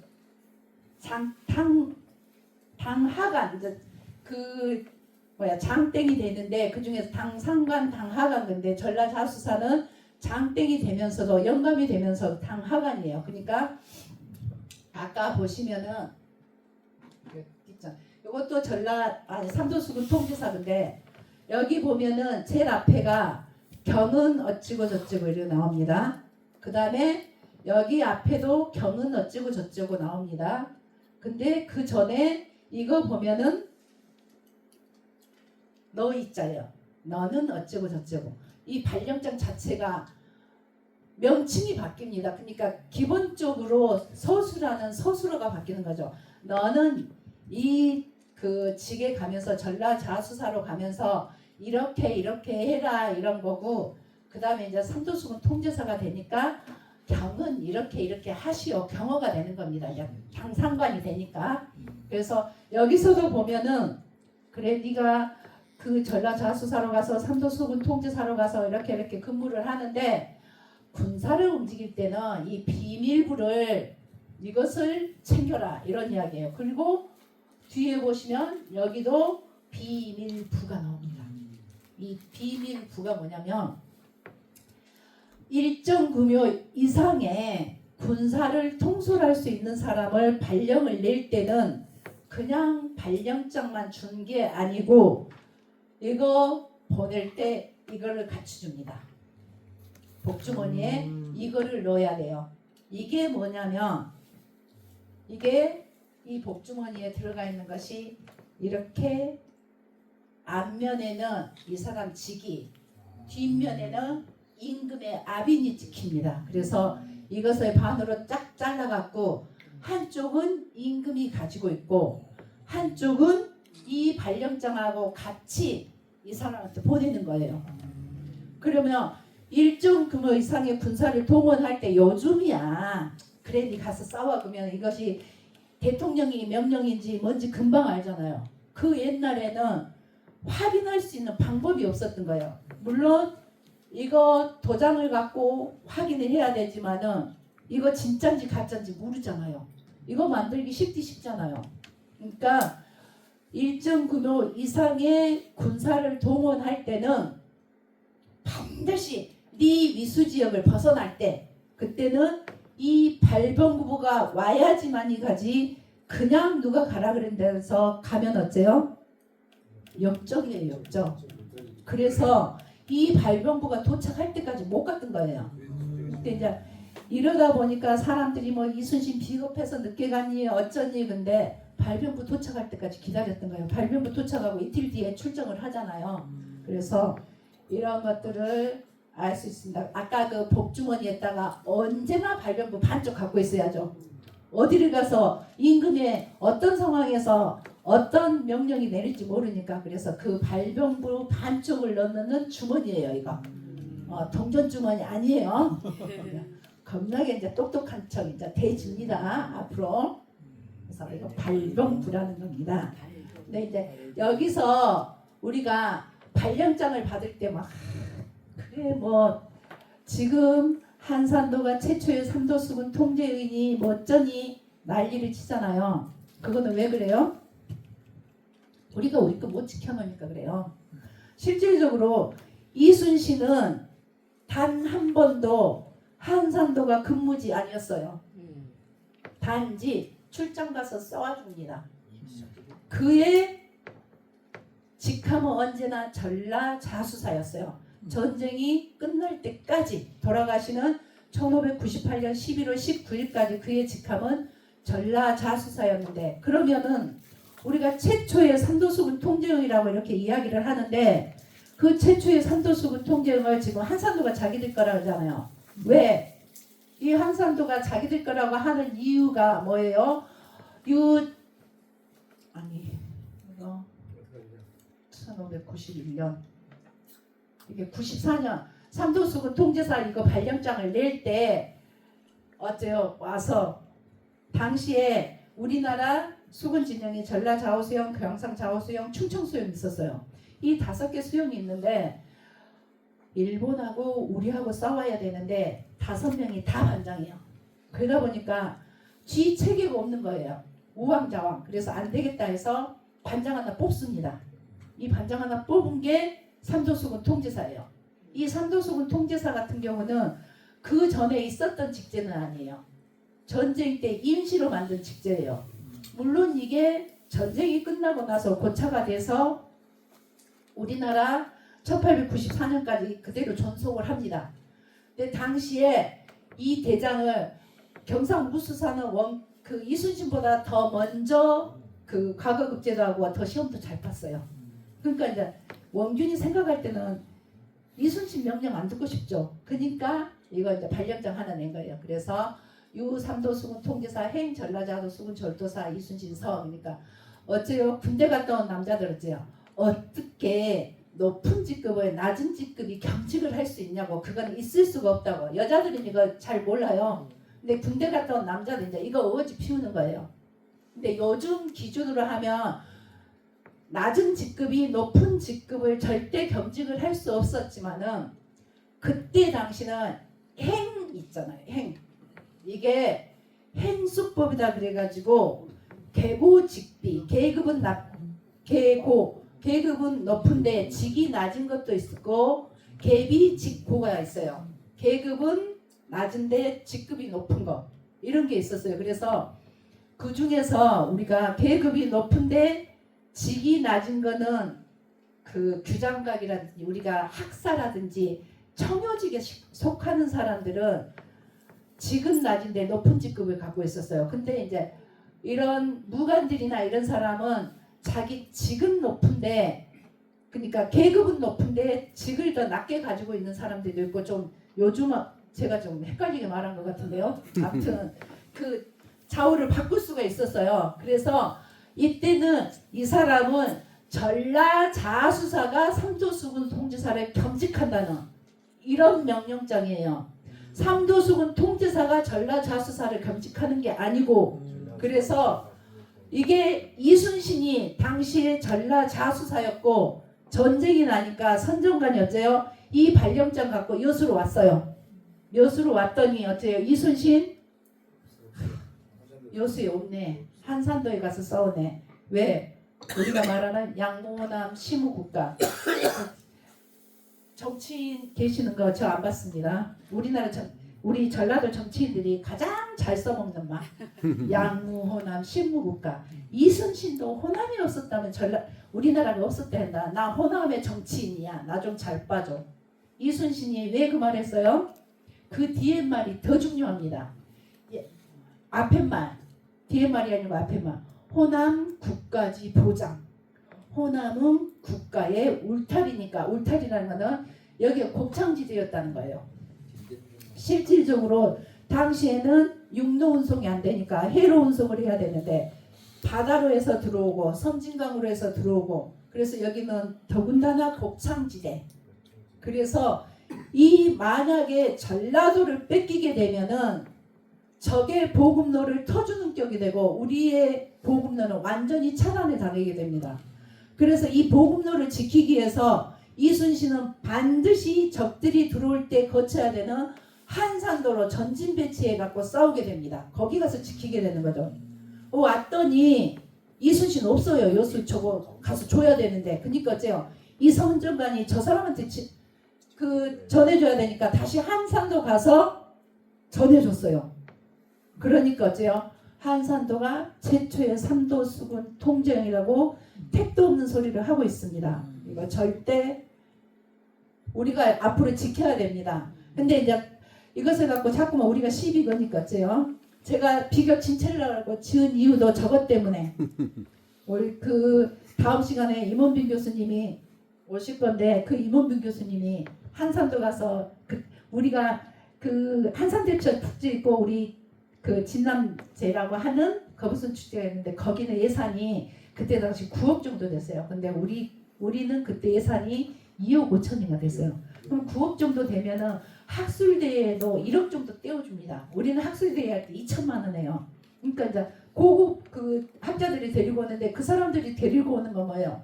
1억을 받았으면 거기서 뭔가를 해줘야 되는 거예요. 그러니까 이제 삼도수군 통제형. 그래서 저 그 학술대회 할 때 통영까지 쫓아갔어요. 이제 그때 당시에 뭔 이야기를 할지 예측이 됐던 거예요. 갔는데 임원빈 교수님이 앞에 딱 나와서 내 머리 와서 강의할 때 또 뻘쭘하시나 이제 이야기를 하는데 삼도수군 통제형이 그쪽이라는 것을 이야기를 해줘야 되잖아요. 근데 아닌 것은 알거든. 그러니까 한산도는 해영이었고 바다의 통제형이었고 여수는 유경이었다. 이렇게 이야기하는 거예요. 그래서 제가 딱 갔는데 그때 저는 진짜 막 열심히 배우면서 쫓아다니는 사람이잖아요. 그 왔더니 뭐 시장도 오고 의장도 오고 막 다 하는데 인사를 싹 시키더라고요. 시장 의장 하더니 갑자기 정말 중요한 사람이었습니다. 그러면서 그 전라 자수역에서 조민선 선생님이 왔습니다. 그러면서 갑자기 인사를 시키는 거예요. 그래서 이제 그걸 다 보고 왔는데 그때 당시 제가 그랬어요. 일단 제가 좀 공부 좀 더 해갖고 반드시 교수님하고 맞짱 한번 뜨랍니다 했는데 아직도 못 졌어요. 그래서 그때 이제 해영이라고 이렇게 이야기를 하는데 해영이 어디가 있습니까? 행령이라고 해야 됩니다. 행령. 행령은 어째요? 임금이 이동하면은 이동하는데 행궁을 만들죠. 우리가 수원 같은 경우도 행궁이에요. 그러니까 이제 그런 식으로 이야기해야 되는데 아무튼 우리가 예산을 좀 확보해서 이런 학자들이 조금 비중 있는 학자들이 무게감 있는 이야기를 하면은 조금 이런 것들이 빨리 고착될 건데 아직 우리는 예산 면에서 좀 어두워서 그게 안 되고 있는데 아무튼 그래서 최초의 삼도수군 통제형은 여수였다는 것을 여러분들이 자긍심을 가져야 됩니다. 그래서 이제 언젠가 제가 진난관에 있는데 통영에 국가장급들이 다 온 거예요. 다 와서 이제 자기네들이 통영에 가면 최초의 삼도수군 통제형이라고 다 써놨어요. 한선도에. 근데 우리는 아무 데도 안 써놨어요. 왜? 우리는 당연한 거니까 이야기할 필요가 없었던 거예요. 근데 걔네들은 좀 주장을 해야 되는 거죠. 우리가 어째요? 내가 좀 딸리고 뭔가 인정을 받지 못하면 그걸 강조하게 됩니다. 그 중에 뭐요? 자꾸만 나는 가장 기가 막힌 게 여성 상위 시대다네. 당연히 여자도 밥상 위에 가서 밥 먹지 누가 땅 위에서 밥 먹습니까? 자기 지위가 지금 약하니까 자꾸만 여성 상위 시대 부르짖는 거예요. 우리는 당연하니까 최초의 삼도수군 통제형 이야기 안 하는데 지금 막 다 써놨어. 근데 이제 통영 사람들이 왔는데 그냥 넘어갈 수 없잖아요.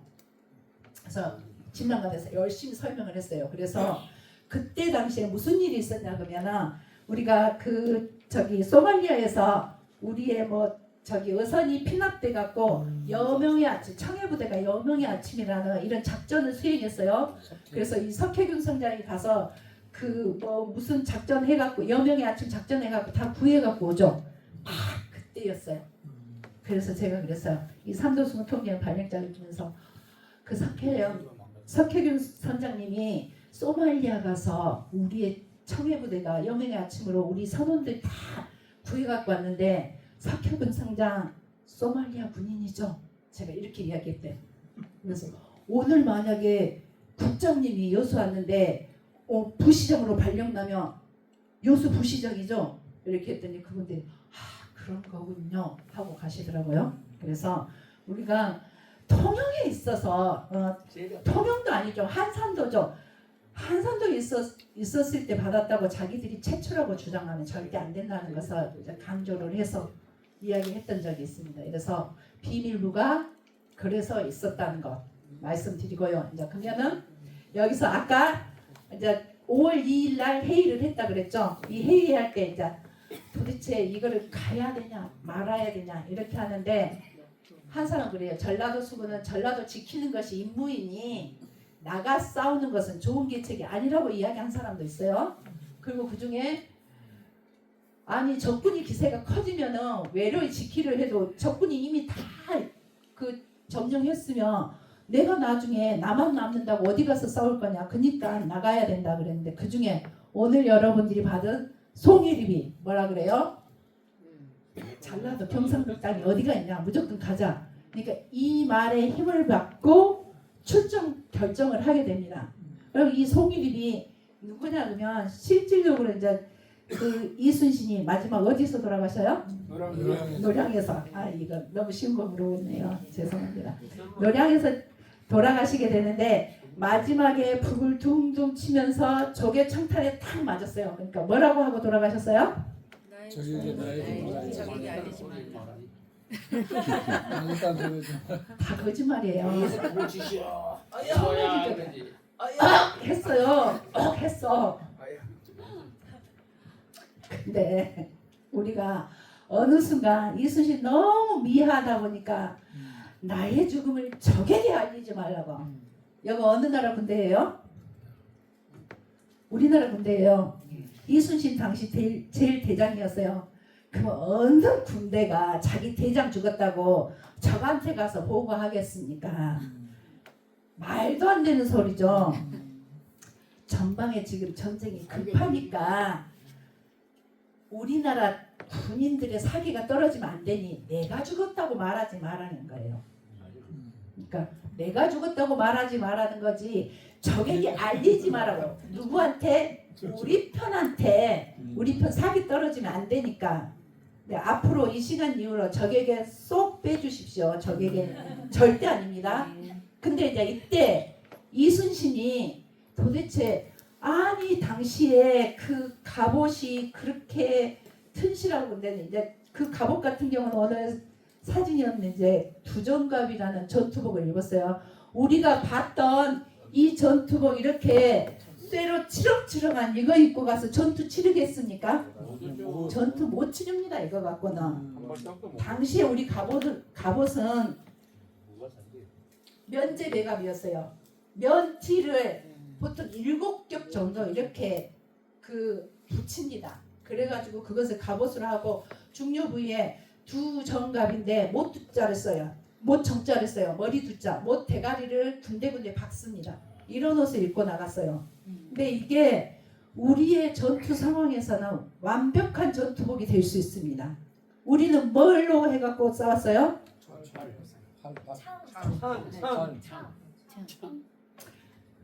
비격지체. 보통 화살로 쏴서 화살. 근접전을 안 했습니다. 우리가 막 그 나중에 거북선 때 이야기를 해드릴 건데 먼저 이야기를 하면 재밌어요. 어찌됐든 간에 우리는 근접전 안 했어요. 적들하고 근접전 안 하면 우리는 무조건 졌어. 그리고 멀리서 화살을 쐈어요. 이 화살이나 총알을 쏴면 어째요? 이게 화살이 이렇게 와서 딱 박히는 게 아니고 총알이 그냥 딱 박히는 게 아니고 어째요? 바나나킥 회전합니다. 회전. 면티를 6겹 내지 7겹 겹치면 어째요? 이게 감아버립니다. 그래서 전투복으로서 완벽한 역할을 할 수 있었던 거죠. 근데 이제 제가 사실 어른들보다는 아이들 강의가 훨씬 어려운 게 어른들은 눈치가 빨라. 그래서 저게 수준이 요만큼 되니까 제가 아는 정도만 물어봐요. 근데 애들은 어째요? 지가 궁금한 거 다 물어봐. 제가 열심히 이렇게 그 두정갑 설명을 하는데 초등학교 아직 들어갔나 안 들어갔나 모르겠어요. 근데 걔가 하는 말이 선생님 그러면 왜 그렇게 완벽한 그 저기 갑옷을 입었는데 이순신은 총에 맞았어요? 이렇게 하는 거예요. 그 전까지는 한 번도 왜 맞았을까 생각을 안 해봤어요. 그래서 걔한테 정중히 사과했습니다. 선생님이 그것을 아직 그 연구해 보지 않았는데 너가 전화번호를 줄 수 있으면 전화를 해줄 것이고 아니면 다음 사람 올 때는 꼭 알아갖고 해주마 했는데 사실 이제 그러면서 연구를 했는데 명확한 거는 안 나옵니다. 명확한 거는 안 나오는데 이순신이 마지막으로 돌아가실 때 이제 이순신이 쓰러지니까 북채를 사람이 누군가 했을 때 송일입이란 사람도 있고 그 다음에 통역관 갑자기 이름 생각 안 납니다. 그리고 자기 조카 이게 세 사람이라는 설이 있습니다. 그러면 이 송일입이 어떠냐면 마지막까지 전투에 이순신하고 같이 있었는데 적탄에 송일입이 눈썹을 딱 스치고 지나가요. 그러니까 송일입이 쓰러지는데 그 송일입을 안아 일으키려다가 겨드랑이도 총알이 들어갔다. 이게 가장 지금 유력한 설입니다. 괜히 이제 송일입도 그 뭐 자기 가문에서 또 난리 날지 모르는데 그게 가장 유력한 설인데 이제 그렇다고 보고 있습니다. 그렇더라도 마지막까지 송일입이 동료를 했다 이런 이야기가 또 유력하기 때문에 일장일단이 있습니다. 그런 송일입을 오늘 책을 드립니다. 여수 문화원에서 만든 거예요. 근데 사실 이게 문화원 창고에 싸져 있는데 버린다고 하더라고요. 그래서 갖고 왔습니다. 죄송합니다. 네. 그래서 송일입이 누군가 이제 아시라고 말씀드린 거고 시간이 다르갑니다. 이거 뭐 누구누구 하는데 좀 어렵습니다. 여기서 뭐 유진장 우호 이몽구 여기서 선봉경 중부 이거 사실 남자들은 대충 다 알더라고요. 저는 이거 수십 번을 외워도 못 되겠어요. 이게 무슨 일을 하는지 몰라요. 그러니까 이제 그 중에서 여기서 이제 보이는 사람들 광양현감, 어영당 우리가 이순신 혼자서 전쟁에 다 이긴 것 같지만은 이순신은 우리가 이야기할 때 이순신이 용감하다는 이야기 별로 잘 안 합니다. 사실 지장이자 덕장이라고 이야기합니다.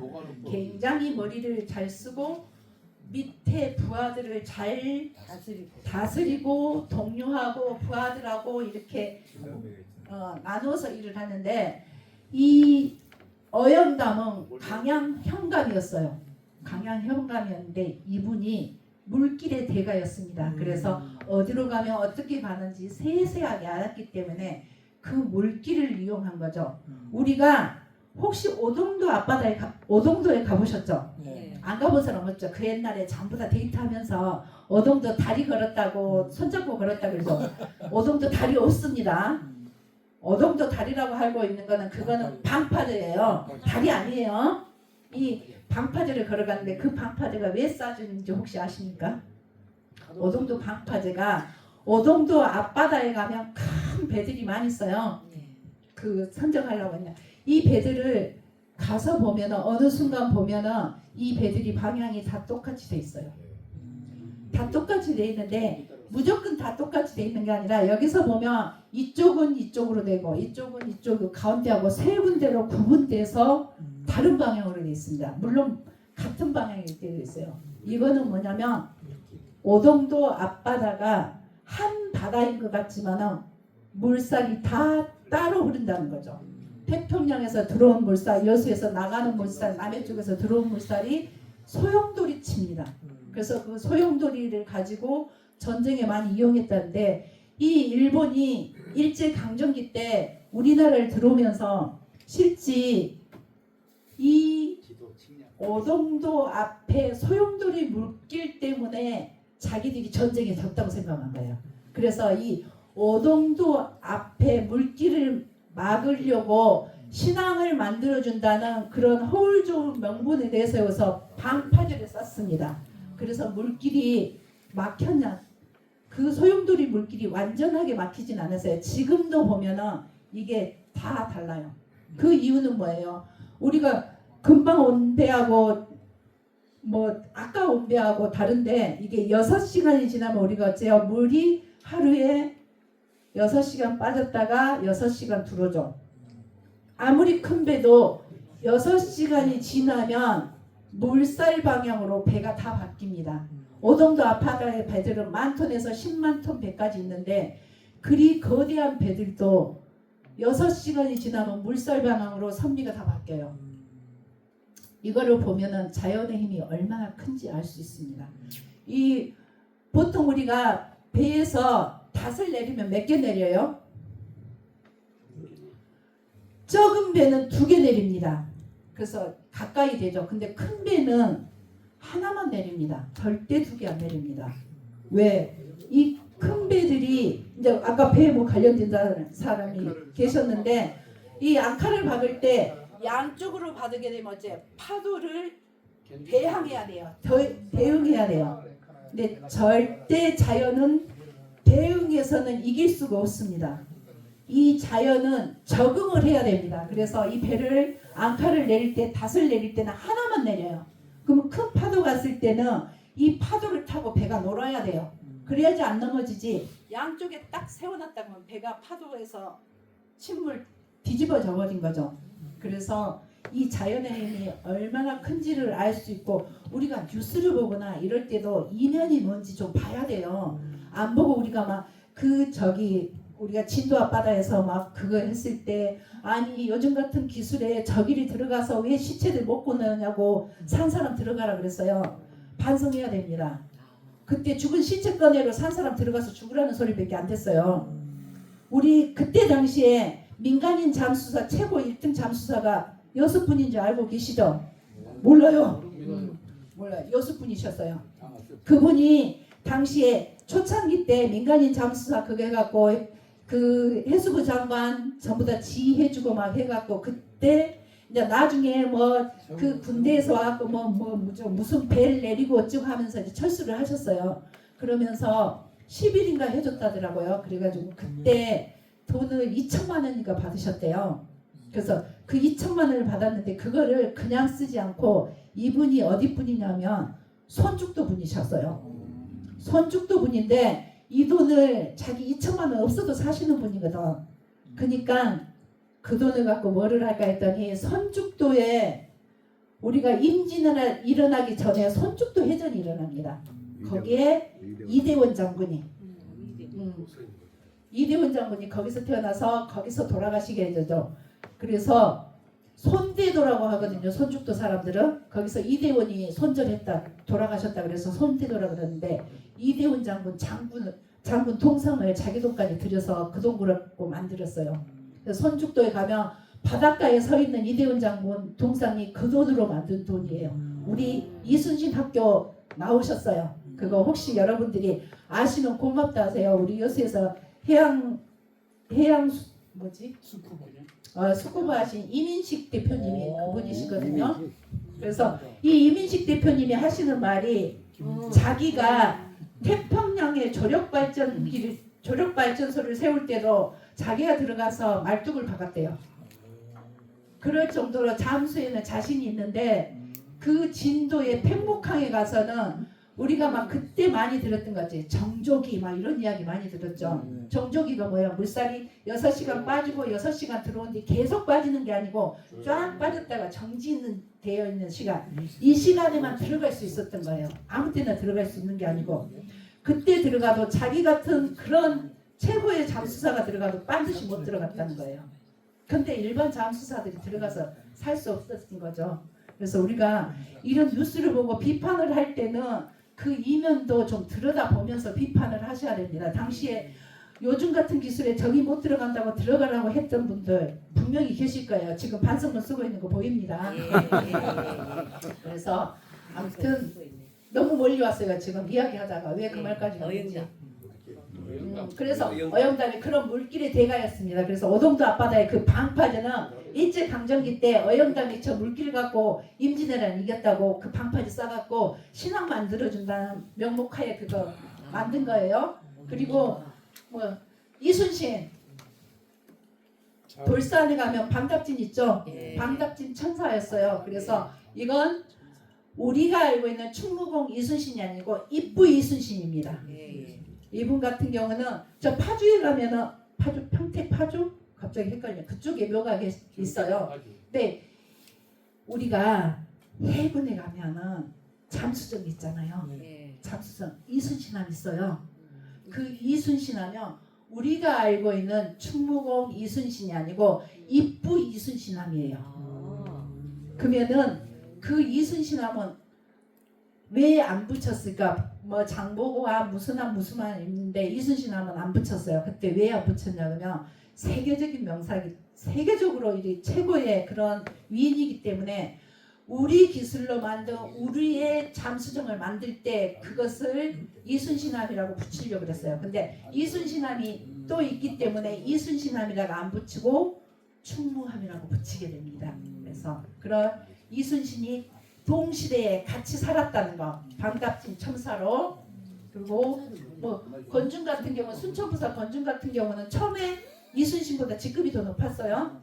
그래가지고 이 권중 같은 경우 이순신 처음에 왔을 때 그래요. 네가 내 직급 한번 해볼래? 이렇게 이야기하는데 이순신이 삼도수군 통제사가 되니까 깍듯이 합니다.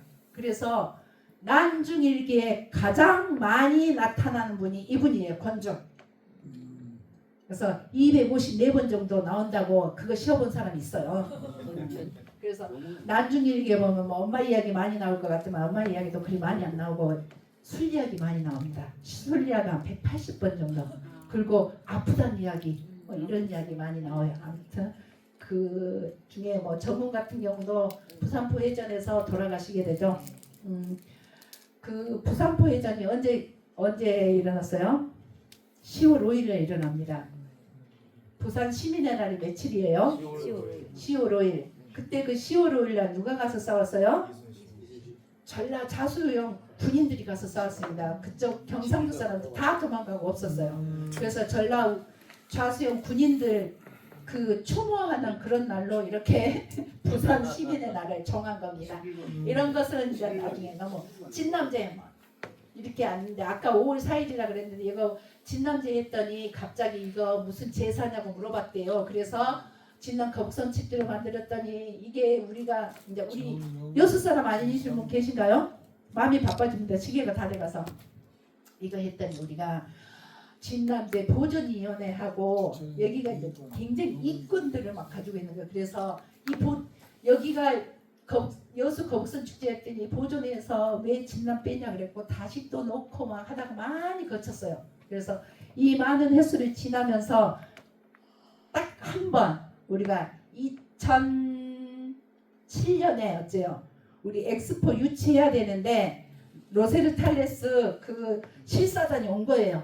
그래서 그날은 그 사람들 오는 날로 진남제 거북선 축제를 바꿨어요. 그날 그리고 온 시민이 신앙에 다 모였어요.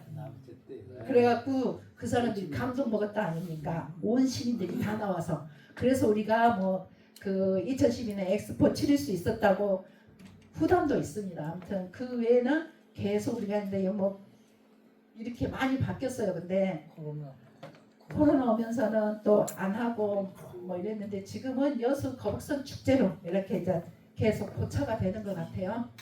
이런 것들은 이 거북선 이렇게 많은 거북선이 있습니다. 통영 앞바다에 있고 남해대교도 있고 거제도 있고 해군사관학교에 72년도에 최초로 이 거북선을 만들었어요.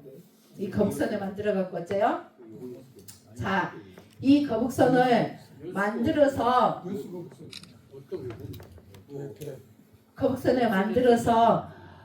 바다에 띄워서 거북선 노를 한번 저어보자 했어요. 근데 이 거북선을 만들어 갖고 해군 사관 생도들 중에서 가장 힘이 센 사람들을 연습을 시켰어요. 그래서 바다에 딱 띄워갖고 노를 저었어요. 얼마나 나갔을까요?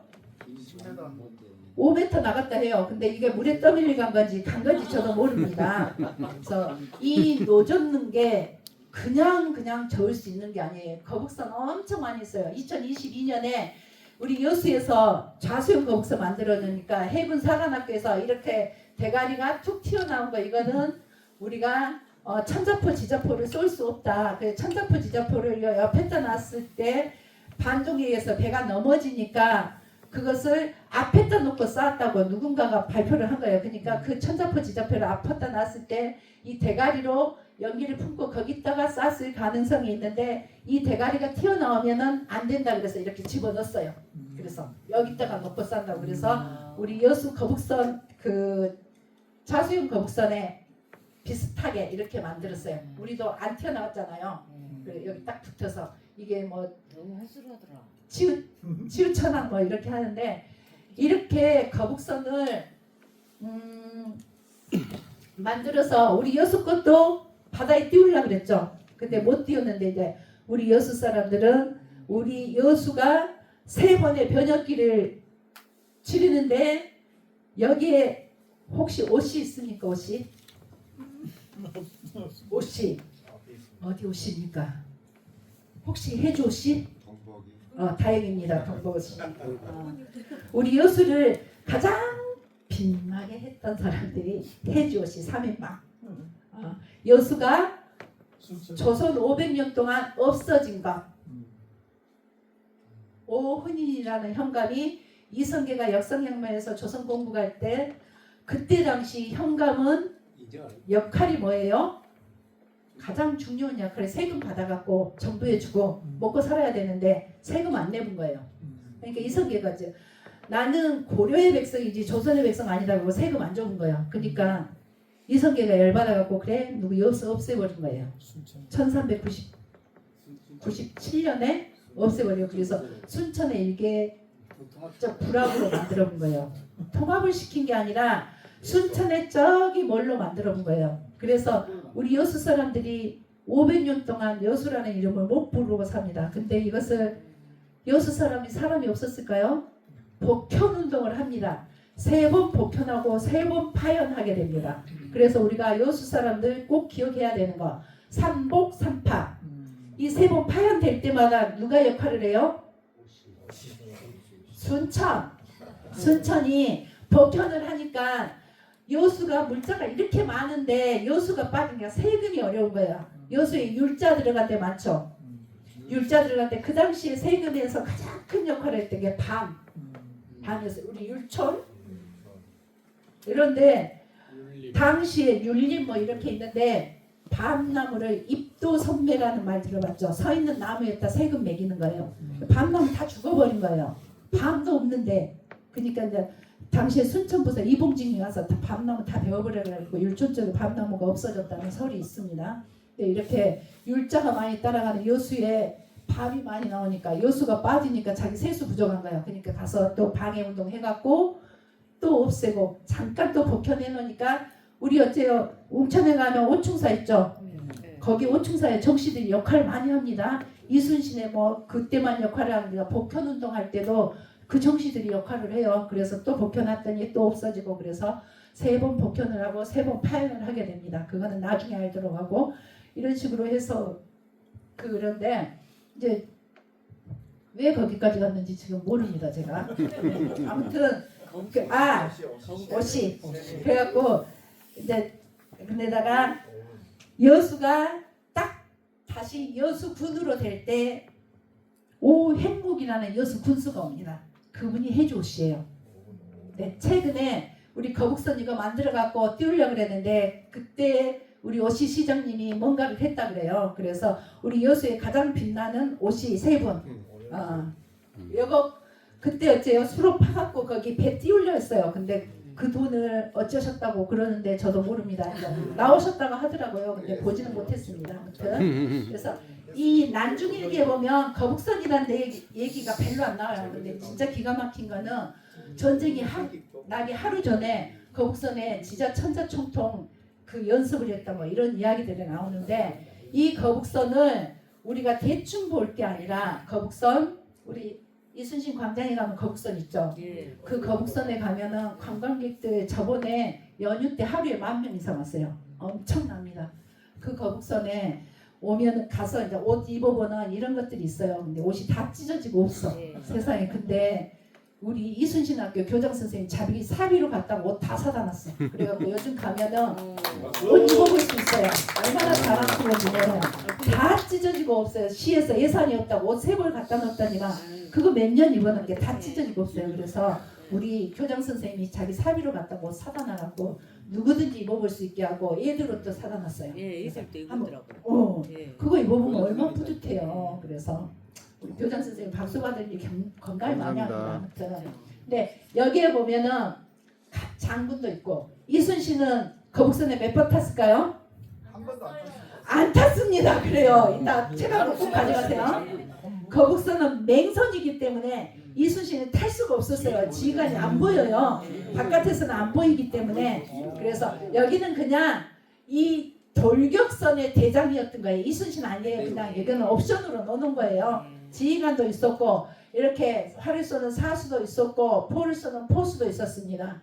당시 수군이 이리 숫자 붙였을까요? 안 붙였습니다. 고구려에 이런 자를 붙였었는데 이렇게 보고는 엉터리를 해줬습니다. 이거 천자포 이런 것도 있었고 근데 이것 중에서 우리가 아무리 이순신이 작전을 잘 짜고 또 잘 짰더라도 우리 전쟁에서 뭘로 싸웠어요? 주력 함선은 뭐였어요? 판옥선입니다. 역시 거북선 아닙니다. 판옥선을 했는데 판옥선 동력이 뭐였어요? 노였죠. 한노 아닙니다. 노입니다. 서양 노는 양노고 우리 노는 그냥 노예요. 한노 아니에요. 꼭 우리 그 강조한다고 막 한노라고 부르시는 분들이 있어요. 그냥 노가 우리 건데 이 노젓는 분들 보면 이거 두 개 해갖고 여 밑에 내뽕이라 그러죠. 우리 노젓는 사람들은 이거 내뽕이라 안 갈고 뭐라 그래요. 이상한 말 써요. 그래서 이거 두 개 딱 맞춰갖고 이게 잘 돌려야 돼. 근데 그냥 하면 이게 자꾸 빠져버려요. 얘가. 그랬는데 이 노를 젓는 사람들을 만들 때 이 사람 표정 보십시오. 우리가 그냥 노젓는 거 아니에요. 그냥 노젓는 거 아니에요. 죽을 힘을 다해서 노를 저었습니다. 이순신이 아무리 일자진을 펼쳐라 하객진을 펼쳐라 했더라도 이분들이 자유자재로 노를 못 지었다면 어째요? 절대 그 작전은 성공할 수 없었던 거죠. 근데 이분들이 국가에서 내려온 군인들이 아니고 군인들이야 자기들 월급 받고 왔죠.